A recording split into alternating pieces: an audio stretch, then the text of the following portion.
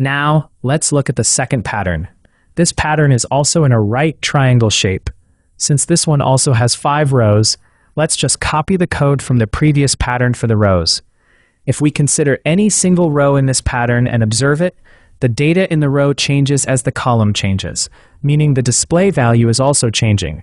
Therefore, to display the column values, we will need to add an inner looping statement. If we look at how many times the inner looping statement should execute, j equals 1, j equals 2, j equals 3, j equals 4, and j equals 5. So, should it execute 5 times? No, because the number of columns is changing in every row. So, let's create a relationship between the I and j values. When the I value is 1, the j value starts at 1 and ends at 1. When the I value is 2, the j value starts at 1 and ends at 2. When the I value is 3, the j value starts at 1 and ends at 3. When the I value is 4, the j value starts at 1 and ends at 4. When the I value is 5, the j value starts at 1 and ends at 5.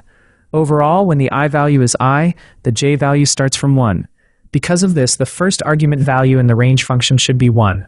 Since the j value is incrementing by 1 each time, the step argument value should be 1. If we look at where it should end, it needs to end at whatever the current I value is.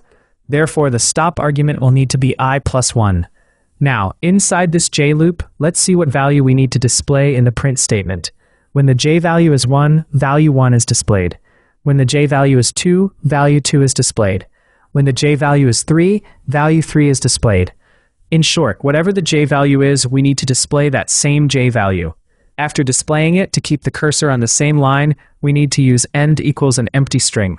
Every time the j loop, i.e. the inner loop, completes once, it means one row is complete.